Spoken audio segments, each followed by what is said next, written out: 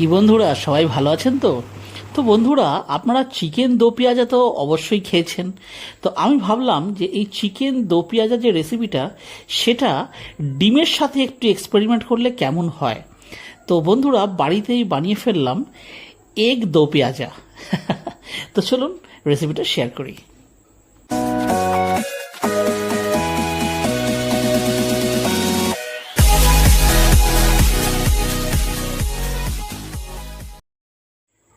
তো দেখুন বন্ধুরা, আজকে চিকেনের পরিবর্তে নিয়ে এসেছি ডিম, কারণ আজকে ডিম দিয়েই বানাবো, মানে এগ দো পেঁয়াজা।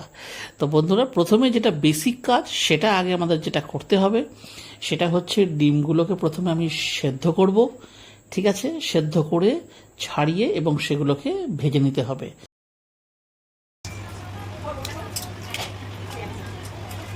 তো বন্ধুরা দেখুন, ফাইনালি দেখুন পুরোটাই ছাড়ানো হয়ে গেল। তো দেখুন বন্ধুরা, এর জন্য আমাদের লাগছে, দেখুন এখানে ডিমটাকে আমরা সেদ্ধ করে রেখে নিয়েছি, দেখুন সেদ্ধ করে ছাড়িয়ে। এখানে পেস্ট একটা লাগবে, যেটার মধ্যে নিয়ে নিয়েছি দেখুন আদা, রসুন, কাঁচা লঙ্কা, আর এখানে নিয়ে নিয়েছি কুচনো পেঁয়াজ, এ দেখুন, আর কিছুটা পেঁয়াজ আমরা নিয়েছি ফালি করে করে, আর এখানে নিয়ে নিয়েছি টমেটো।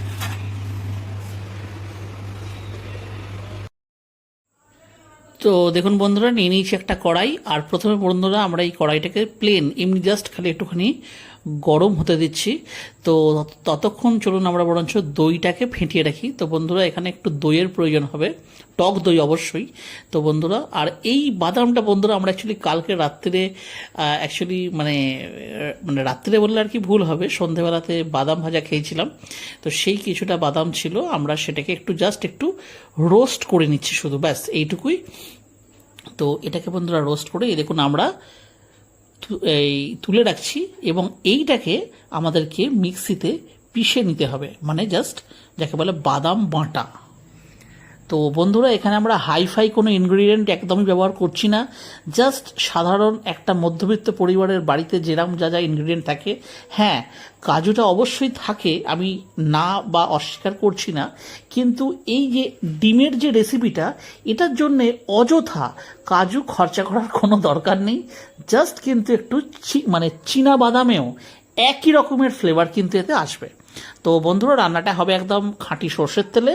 তো দেখুন এখানে আমরা নিয়ে নিলাম এবারে সর্ষের তেল, আর সর্ষের তেলটাকে গরম করে প্রথমে আমাদের সেদ্ধ করে রাখা ডিমগুলোকে জাস্ট একটু হলুদ দিয়ে ভেজে তুলে রাখতে হবে।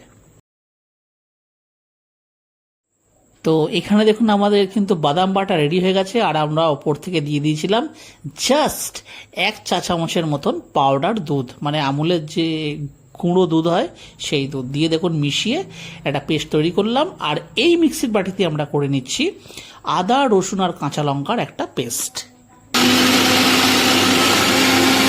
তো দেখুন বন্ধুরা, ফাইনালে কিন্তু এটাও আমাদের পেশা হয়ে গেল, আদা, রসুন, কাঁচা লঙ্কা। তো বন্ধুরা দেখুন, এখানে আমরা ডিমে একটু করে শিরা লাগিয়ে নিচ্ছি।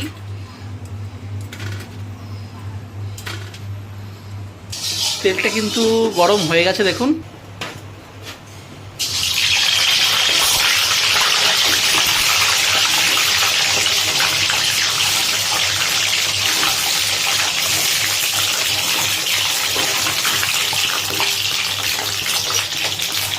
তো বন্ধুরা, এতে দিয়ে দেবো সামান্য পরিমাণ হলুদের গুঁড়ো,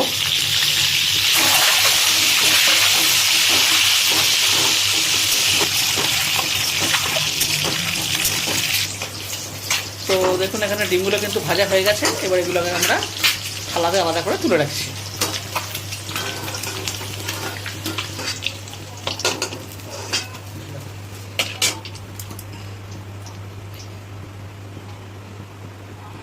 বলছি, তো বন্ধুরা দেখুন আমাদের কাছে একটা হচ্ছে কুচনো পেঁয়াজ, আর একটা হচ্ছে একটুখানি ফালি ফালি করা পেঁয়াজ। তো বন্ধুরা, এই যে ফালি ফালি করা যে পেঁয়াজগুলো রয়েছে, এই পেঁয়াজগুলো আমরা একটু আগে হালকা ভেজে তুলে রাখবো।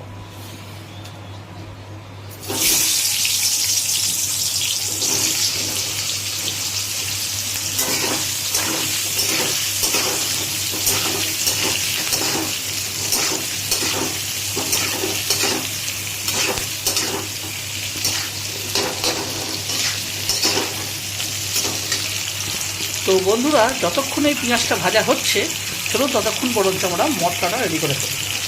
তো বন্ধুরা দেখুন, এখানে নিয়ে নিচ্ছি দেখুন নুন, হলুদ গুঁড়ো, লঙ্কা গুঁড়ো, ধনে গুঁড়ো আর জিরে গুঁড়ো, ব্যাস এটুকুই লাগবে।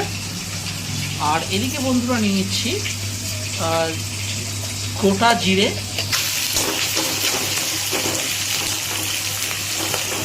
বন্ধুরা দেখুন এটা কিন্তু হাই ফ্লেমেই হচ্ছে।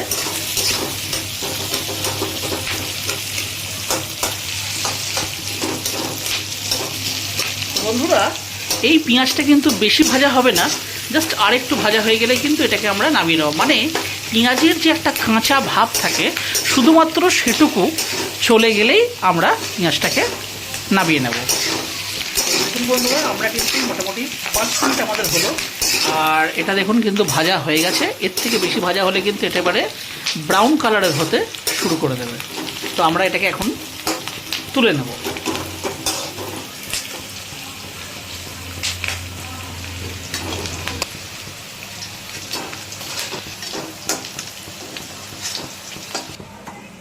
তো এই দেখুন বন্ধুরা, এটাকে আমরা আলাদা করে বাটিতে তুলে রাখলাম। এইবার এই যে অবশিষ্ট যে তেলটা রইল তার মধ্যে দিয়ে দেবো গোটা জিরে ফোড়ন, আর যেই ফোড়নটা হয়ে যাবে দিয়ে দেবো কষিয়ে রাখা পেঁয়াজ।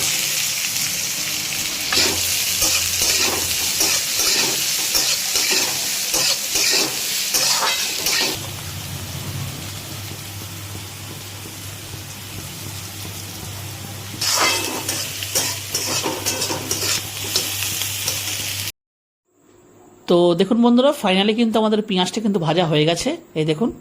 আর এই সময়তে এতে আমি দিয়ে দেব আদা, রসুন আর কাঁচা লঙ্কার পেস্ট।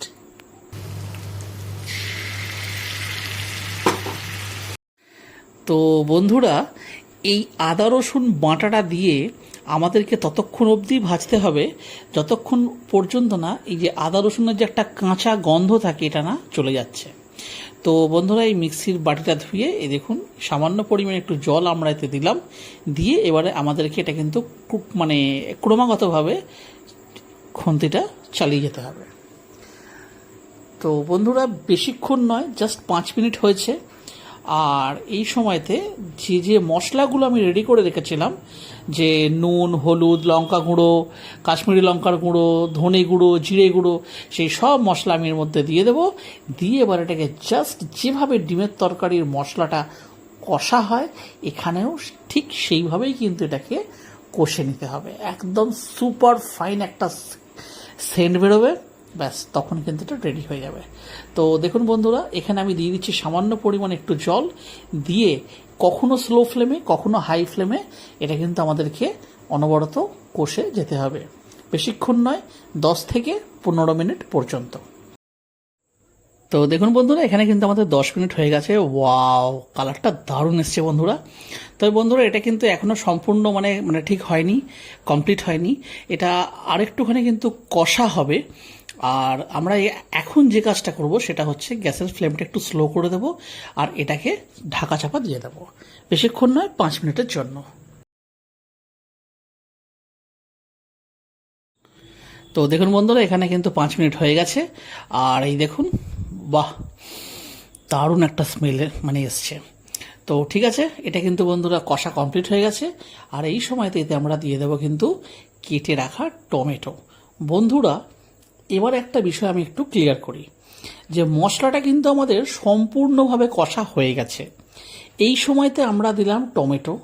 টমেটো দিয়ে বেশিক্ষণ নয়, জাস্ট 2 থেকে 3 মিনিট একটু স্লো কুকিং করতে হবে। তারপরে একটু ফ্লেমটাকে বাড়িয়ে হাই কুকিং একটু হাই ফ্লেমে ভাজতে হবে। কেন না, টমেটোটা কিন্তু কাঁচা আছে এবং আমাদেরকে এটাকে জাস্ট সামান্য একটু জাস্ট একটু সফট করতে হবে। এটা কিন্তু একদম কিন্তু ঘেঁটে যাবে না, চেয়ে থাকবে, অথচ সেদ্ধও হতে হবে। তো এই দেখুন, কাজ কমপ্লিট। এইবারে আমরা ওপর থেকে দিয়ে দেবো বাদাম বাটা, দিয়ে এটাকে এর সাথে ভালো করে কিন্তু আমাদের এবারে রান্না করতে হবে, কষতে হবে।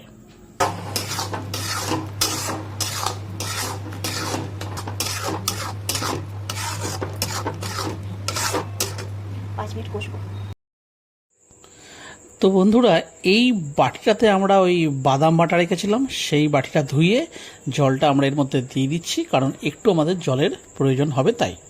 তো দিয়ে এবার এটাকে আমাদের বেশিক্ষণ নয়, জাস্ট 5 থেকে 7 মিনিট এটা একটু ভালো করে কষতে হবে। তো দেখুন বন্ধুরা, এখানে আমাদের আরও 5 থেকে 7 মিনিট হয়ে গেছে। আর এবারে আমরা এর মধ্যে মিশিয়ে দেবো দই, মানে ফেটানো টক দই।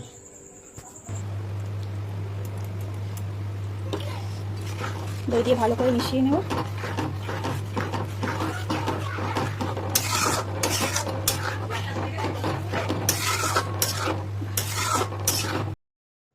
তো বন্ধুরা, 5 থেকে 7 মিনিট প্রায় হয়ে গেছে, গ্রেভি একদম রেডি।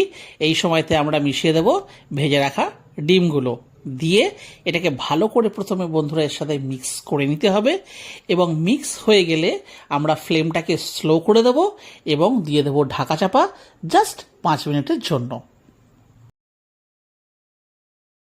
তো দেখুন বন্ধুরা, হয়ে গেছে 5 থেকে 7 মিনিট। ওয়াও, কি সুন্দর কালারটা হয়েছে, দারুণ দারুণ বন্ধুরা, দারুণ একটা সেন্ট বেরিয়েছে।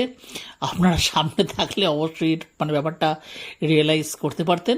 তো বন্ধুরা, এই সময়তে দেখুন মিশিয়ে দেবো এতে সেই আধ কাঁচা ভেজে রাখা পেঁয়াজগুলো, মানে যেগুলো আমরা ফালি ফালি করে কেটে নিয়েছিলাম, দিয়ে এটাকে এর সাথে ভালো করে মিক্স করতে হবে বন্ধুরা। আর মিক্স করে বন্ধুরা, যে কোনো খাবারেই না একটা স্ট্যান্ডিং টাইম একটু দিতে হয়। তো বন্ধুরা, বিশেষ কিছু নয়, এটাকে জাস্ট এইভাবে মিক্স করে দেবো। আর বন্ধুরা, এতে আমরা আরেকটা কাজ করেছি, এতে কিন্তু কোনো রকম কোনো গরম মশলা যায় না। হ্যাঁ, এতে মানে স্বাদের জন্য আমরা দিয়ে নিয়েছি সামান্য পরিমাণ চিনি। এটা কিন্তু অপশনাল, মানে আমাদের পছন্দ তাই আমরা দিয়েছি। আপনাদের যদি পছন্দ না হয় আপনারা কিন্তু এতে নাও দিতে পারেন।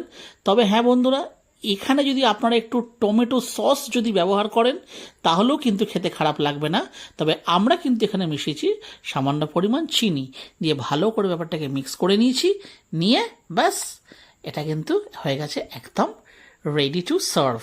তো বন্ধুরা, বেসিক্যালি এটা রুটি, মানে হয় রুটি না হলে পরোটা, এই দুটোর সাথেই একদম জাস্ট কি বলো বন্ধুরা, সুপার খেতে লাগে। ঠিক আছে, তো বন্ধুরা, এই রেসিপিটা কিন্তু বাড়িতে আপনারা অবশ্যই একবার হলেও ট্রাই করবেন, আর কমেন্টে আমাকে নিশ্চয়ই জানাবেন যে কেমন খেতে হয়েছিল।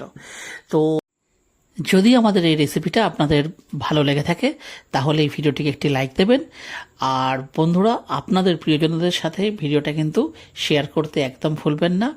আর চ্যানেলে যদি কোনো নতুন বন্ধু এসে থাকেন তাহলে চ্যানেলটিকে সাবস্ক্রাইব করে অবশ্যই আমাদের পাশে থাকবেন। তাহলে আবার দেখা হচ্ছে অন্য একটা ভিডিওতে অন্য কোনো রেসিপির সাথে। ততদিন অবধি কিন্তু নিশ্চয়ই ভালো থাকবেন। টাটা।